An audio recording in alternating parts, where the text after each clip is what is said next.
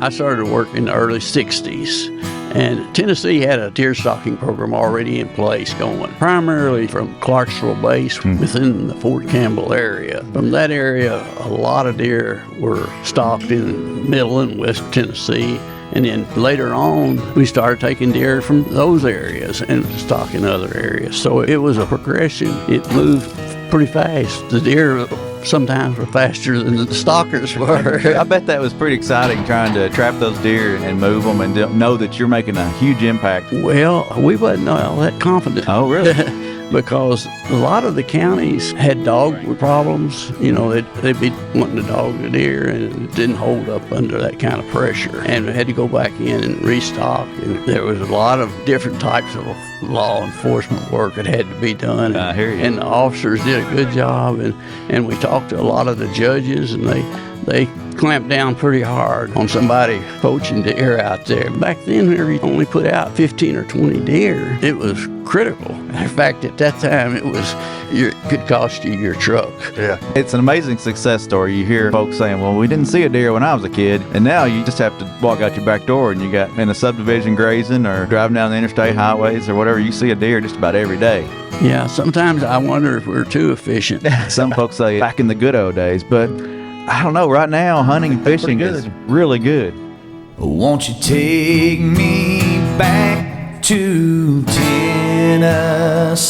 The award-winning Tennessee WildCast is on the air with the latest info about hunting, fishing, boating, wildlife watching, and all things outdoors. This year, we celebrate the men and women of the TWRA responsible for 75 years of wildlife conservation.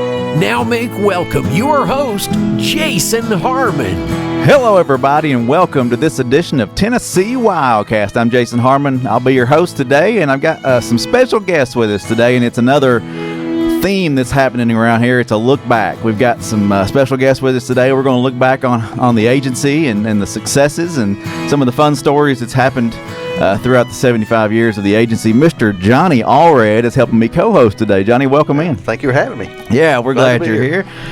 Just a little bit different, a few different faces around the table today, and I'm excited to have Johnny helping me co-host. But before we introduce the other guest, I want to jump in on a few things. We really appreciate our radio partners out there playing WildCast and our WildCast extras, and today we want to highlight a station out of Columbia. These guys are from down that area, so we thought we'd highlight them. WKRM 103.7 FM. They run WildCast on Saturdays at 11 a.m. So we appreciate those partners, and especially this one here, WKRM 103.7. You can find them at WKRMradio.com. So great partners out there. It's also spring turkey season is upon us. The youth are out there this weekend, and the adults and others can join in on the fun the next weekend. So April 13th through May 26th is the spring turkey season. So we're excited about that. Always check your guide. Visit tnwildlife.org for all that information. Make sure you're up to date on your license at gooutdoorstennessee.com. All right, I think that's all the PSAs for today. We are excited to have Ed Penrod with us today. Ed worked for the agency for a long time and has a lot of history with the agency, and then he went on to work for some other folks, and we're going to learn all about that today. But Ed, we appreciate you being with us. Nice to be here. It really is. Yeah. Appreciate you inviting me. Back to the spot where you used to, your old stomping grounds up here, I guess. Right. Yeah. Right. And then we have Mr. Keith Seagraves with us, a longtime friend of Johnny's and neighbor of Ed's and Johnny's, and all grew up together, so it's going to be a fun conversation. Thank you for being here. It's a pleasure to be here. Thank you. Yeah. So, well, let's jump in first. Just get to know Ed. Ed, tell us a little bit about yourself. I kind of had a short introduction there, but I'd love to hear more. Well, you may not want to go back this far, but I grew up in Kentucky, went into service, got out of service, went to the University of Missouri, got a wildlife degree, and came to work for Tennessee. Awesome. So was Tennessee your first wildlife position? Basically, yeah. I worked for Kentucky's wildlife people while I was going to school some, but this was my first full-time job, and it was a great one. Awesome. And you obviously grew up in the outdoors, hunting and fishing, or was it something you fell into? No, I grew up in it. Yeah. So what was your favorite animal to chase growing up? Oh, no question about it. Bob white quail was our favorite thing to hunt for, but it's slowly went down in population, and now I'd love to see those things come back, but I don't know if we'll ever be able to see them like we used to. Yeah. Yeah, I know a lot of people feel the same way. Even younger generations would love to see them coming back as well, to have that opportunity like you all did back in the day. Yeah. We'll dive more into that later. I know we had that as a topic to talk about today, so that'll be fun to jump in. And we'll jump into more of your work with the agency and learn more today as well. But I want to slide over to Keith. Keith, thank you for being with us. Give us a little background on yourself as well, if you don't mind. Well, I grew up in Murray County with like you said, Johnny, we've known each other our whole lives, and I've been a neighbor to Ed Penrod for 50 years, and both of his boys were roommates of mine. We went to engineering school together at the University of Tennessee and grew up hunting and fishing and playing ball together. Just having a good old time. Just having a good old time. So now I'm 40 years into an engineering career with Alan Hoschel here in Nashville, and all right. Still getting out there and chasing those deer and turkeys. Awesome. We grew up hunting together, his boys and Keith and I, and growing up, there was no better knowledge for us than to go ask Ed something about hunting and fishing. And don't blame me for so he's probably the blame for the addiction that we have and of what we do, because he was a wealth of knowledge when there was no knowledge. We took the very first hunter safety course. We didn't know where we were going. The very first hunter safety course they were doing is probably early 70s. 75. And Ed said, y'all all need to be here at this time. Everybody show up, and I didn't know what we were going for. And then you had to teach that course, did you, Mr. P? Well, he did that night. One of the things that sort of helped start that was the fact that we got the youth deer hunt statewide, and before they could go on that, they needed to go through that hunter safety course, and it sort of worked. Both of them worked together to help each other promote it. Yeah. So are you saying you took the first hunter safety course in Tennessee? I don't know about Tennessee, but Murray County. Murray County. Well, they all happened at the same time. There were like 4 or 5 that happened at the same time.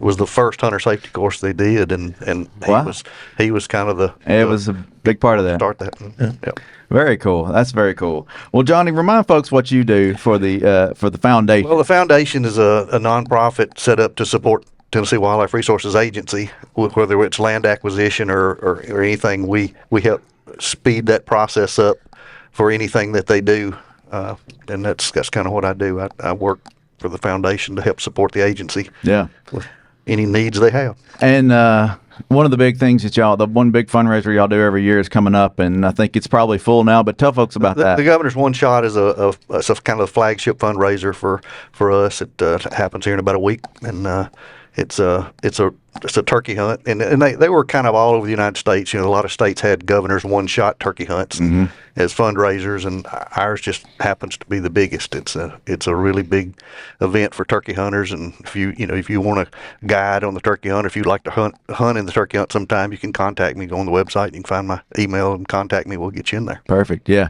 And Keith, I know you participate in that hunt as well, and I saw some photos from back in the day hunting with Daryl Singletary. Oh yeah, double barrel Daryl. Double barrel Daryl, man, he was a great guy, and he needed both barrels. Yeah, Hi, folks, I'm Daryl Singletary. He was a great singer. He's a great entertainer. And he was a terrible shot, but he was a great friend. And he was a great supporter of the agency. Yes, he was. Oh yes. Yeah, so we miss him for sure, and just want to throw that in there real quick before we got too deep. But so Ed, let's come back and just kind of touch on your career. I'm excited to hear about some of the work that you've done with the agency and the work that you did and kind of helping and grow deer populations and grow turkey populations. But just kind of let's start with deer, and I'd love to hear some of those stories of stocking deer. Basically, I started work in the early 60s, and Tennessee had a deer stalking program already in place going, but it primarily shifted from getting deer from East Tennessee, from Clarksville Base, which was a naval base within the Fort Campbell area.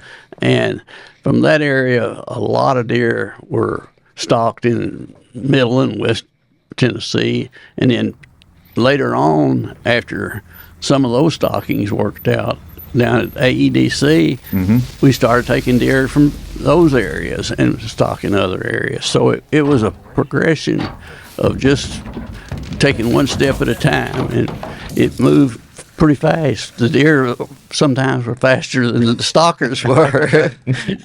I bet that was pretty exciting trying to catch those deer, trap those deer, and move them, and know that you're making a huge impact. Because a lot of people, they didn't see a deer, right? Well, we wasn't all that confident. Oh, really? Because a lot of the counties really had dog problems. You know, they'd be wanting to dog the deer, and at certain times, some of those herds didn't hold up under that kind of pressure. Sure. And we had to go back in and restock and all. A lot more spotlight in those days, too, wasn't there? There was a lot of different types of law enforcement work that had to be done. I hear you. And the officers did a good job. And we talked to a lot of the judges, and they clamped down pretty hard on somebody poaching deer out there. Matter of fact, at that time, it could cost you your truck. Yeah. Mm-hmm. Well, y'all were spending a lot of time doing this work, and then for somebody to poach them, it was just ridiculous anyway. So. Well, it didn't. We're losing a deer now doesn't seem very much, but back then, whenever you only put out maybe 15 or 20 deer, and you possibly lost your buck or something, it was critical. Yeah. Yeah. Well, it's an amazing success story. You hear folks saying, well, we didn't see a deer when I was a kid, and now you just have to walk out your back door and you got, in a subdivision grazing or driving down the interstate highways or whatever, you see a deer just about every day. Yeah. Sometimes I wonder if we're too efficient.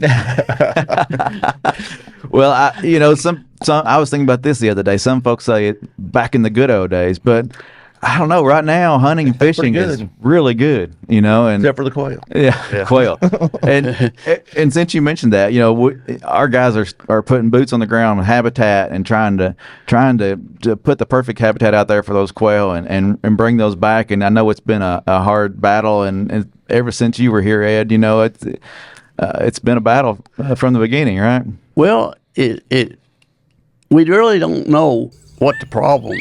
Everybody has different scenarios. Sure. Of what the problem is and everything, and it's quite likely we just don't know, and we just about the only thing we can say. If we did know, we'd probably start at a different angle.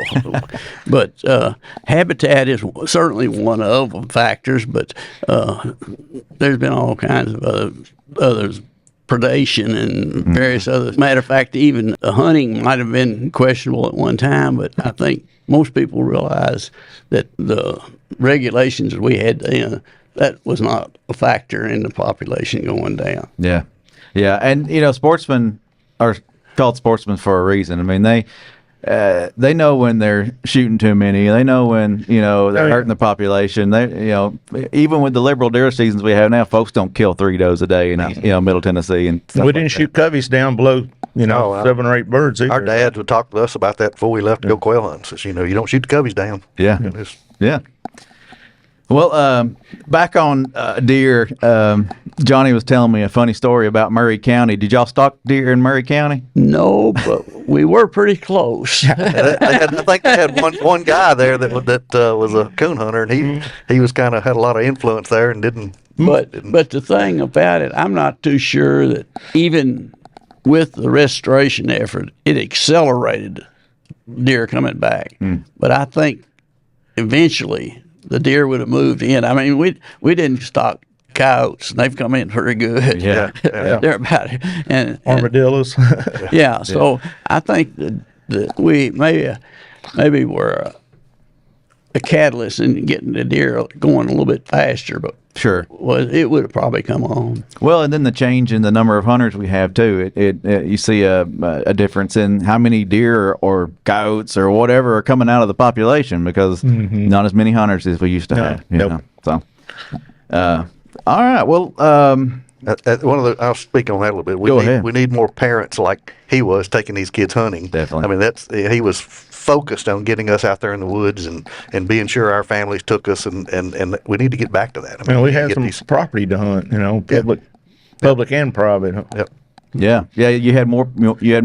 We had some access down in Hickman County, especially. We used to drive from Murray to Hickman County every weekend to go deer hunting, and we had where the deer were. Yeah, and we were blessed with a private property owner that gave us access, but he had joined all this public property that was right next to him, and we had some good times down there. Yeah. I bet so. And we also had another motive. The only way we could keep them out of trouble was keep them out hunting. and if they were hunting, We're too tired to get into trouble otherwise. So can you tell a story on them getting in trouble, or should we keep that a secret? I believe what took place down in Murray County, you probably need to leave it to. Maybe after the mics are turned on, we could have another conversation. But that's great. I enjoy hearing these stories, and I know with turkeys too. Turkeys has been a big restoration effort for the agency, and we've seen a growth in turkeys. Were you a part of that as well? Yeah, that's deer and turkey restoration was two projects that was Pittman Robinson funded, and they both were, to me, a worthwhile thing that really benefited the sportsman in the long run. Yeah. It didn't take off like lightning, but it eventually came around. The turkey sometimes would more or less mushroom real fast. Deer quite a bit slower, but that's just the way population grows for those two species. Yeah. But the turkey, gosh, I can remember only turning loose in a county maybe 15 hens and 2 or 3 gobblers. Mm-hmm. But you could wait 5 years and you could open that season up and you would have a huntable population. That type of regulation still applied to the deer too. A lot of people liked that 5-year opening because, boy, there was going to be some really nice bucks that first couple of years. Yeah, that's awesome. So you're talking about a nice buck. Do you think where these deer originally come from, the genetics of them is different in different areas? Like I'm not. You might speak to where I know they were. Where they come you from? trapped them. The ones that come from ADC and the ones that come from Cheatham. Did they come from different areas originally? Originally, there was some various stockings that had deer from various areas. Yeah, they didn't all come from the same. However, a large portion of the stockings after the 60s were from deer out of the Clarksville base, which actually came from the southwest.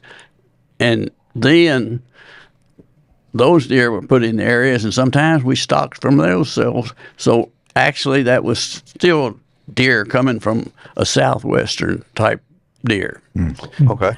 Did any of them come from any other areas like Northeast or some Well, Canada? I think I can't remember all the details on it, but there was, I think, a few deer from Michigan or one of the lake Wisconsin states that was released up around Crossville near Catoosa. Yeah.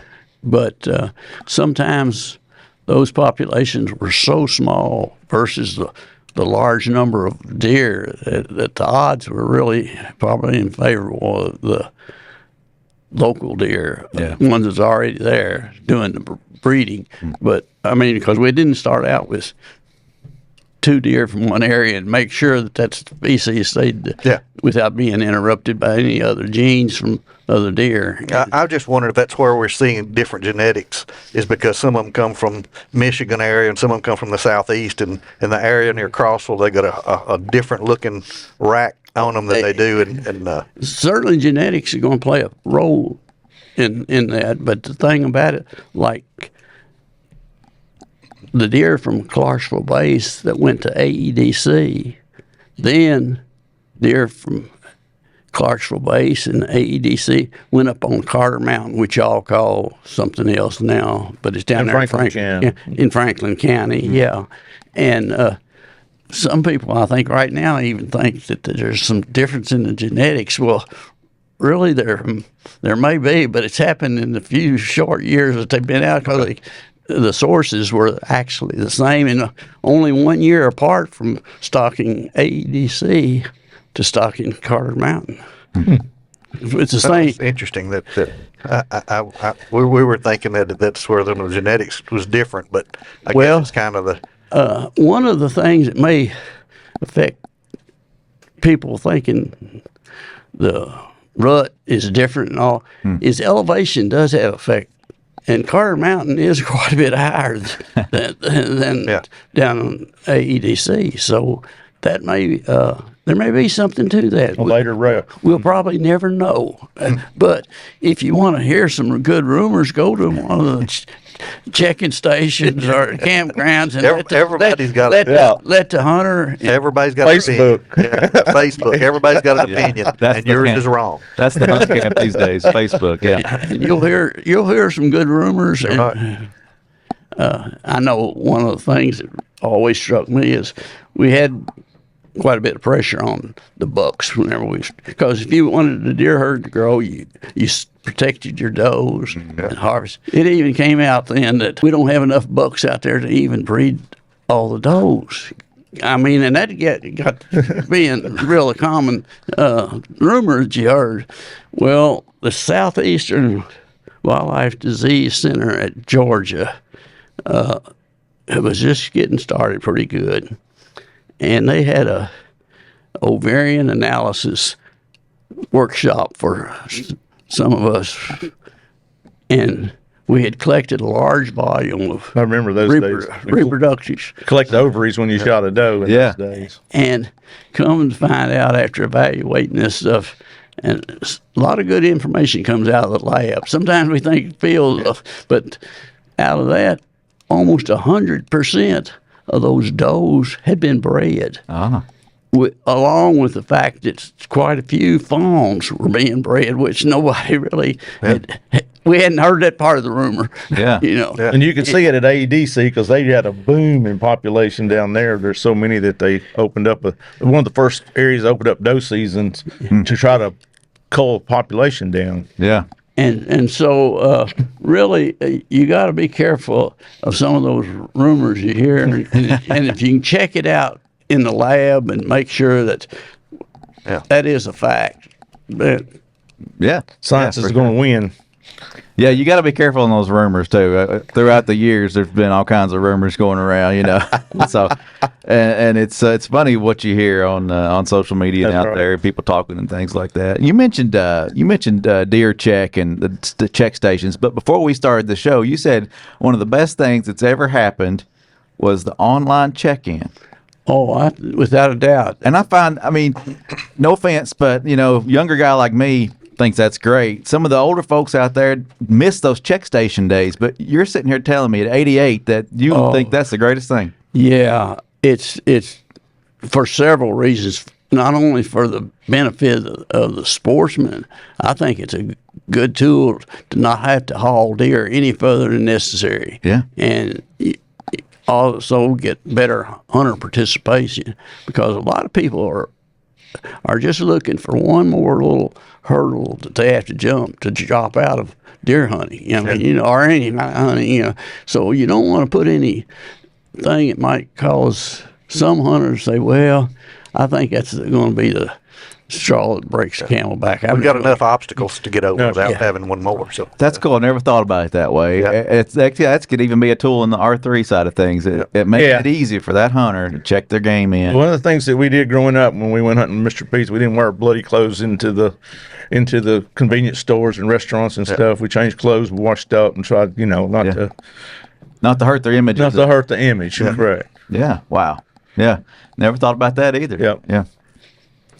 Well, back on turkeys real quick, I wanted to just make a statement. When I was growing up, I didn't see many. I grew up in Decatur, Tennessee, just north of Chattanooga, and I didn't see turkeys growing up. So born in '85, hunted all my life, and it wasn't until I moved to Middle Tennessee that I started seeing turkeys back on our family farm. And what do you think?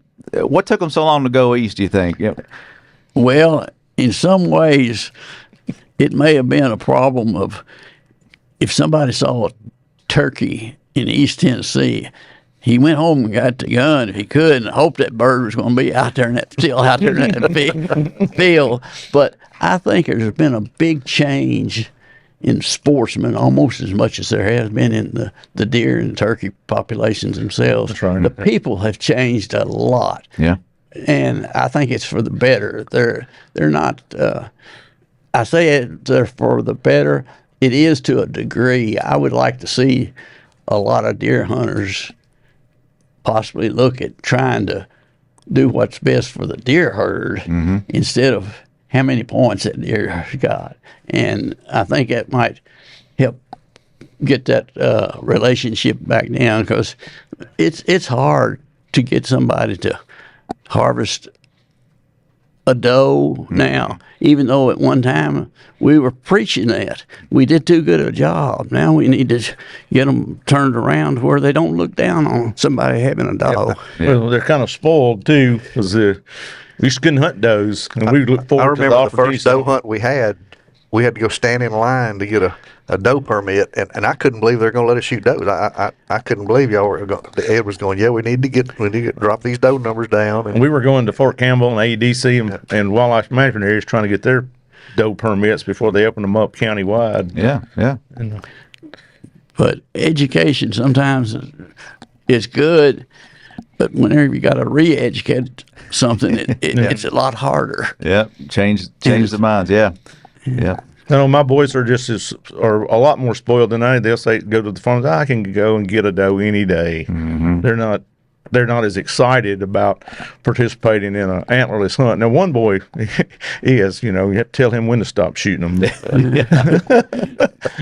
I think if my son would shoot anything right now, we're trying to get his first deer, and he's itching. So, well, that's great. Yeah. That's what it's all about. Yep. Encourage that. Yeah. Stay with him. Definitely. No, he's all in it. He's the kind of hunter we need coming along. Right.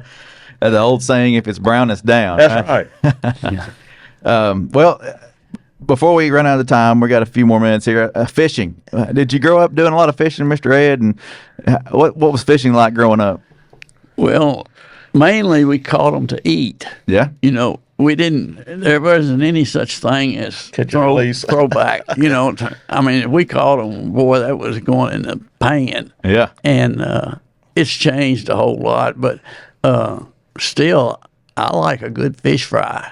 Man, I don't cull one of them at all. And I think fishing has changed some. Some people just wouldn't even think about keeping the fish. I mean, they're going to catch and release. But most of us only used to release ones that were too small. And there wasn't any that got too small. Get a fillet out of it. But did you take these boys fishing at all? Well, that Elk River, we pretty well burned that road up going over there fishing, and it was for years there. It was probably one of the best trout streams in the southeast. Yeah, And, that's cool. The Elk River there. Y'all grew up fishing there? Fishing the Elk River many times. Well, I skipped school a few times to fish the Elk River. Did you have any part of that, skipping school to go fish? He didn't approve it, but he didn't approve it, but he tolerated it, I guess. He will not confirm nor deny. there was never any fisticuffs, but there was some people that got upset with how somebody would treat them in a canoe or that sort of thing. But we all was good nature type fun. Yeah, definitely. Well, it's been fun to reflect today and hear the stories and talk with you guys. I really appreciate y'all being with us. Yeah, thank y'all. Yeah, Thank you for the life we had there at growing up doing what we Blue do. Springs Road. Oh yeah. It was a good time. Yeah. It still is. That's right. This old man. Yeah. I live in paradise down there. Well, it's great to see you still hard at it and enjoying life and getting outdoors when you can. And Well, this area we're talking about is Yanali. I mean, it's Yanali. It's where we grew up. Yeah. It's a wildlife management area that everybody can go enjoy. Mm-hmm. I mean, it's probably, I guess, one of our biggest wildlife management areas. I don't think it's much of a secret. That's where a lot of turkeys over there and a lot of deer. Yep. Yeah. Well, that's a good plug. Go out and check our website, tnwildlife.org. Click the Where to Hunt button. Look at those WMAs. Find you a place to go. Find you a place to hunt, fish here in Tennessee, and just keep enjoying the outdoors. This is Tennessee WildCast. Thanks for tuning in. Thanks for watching, for listening, and we'll see you next time.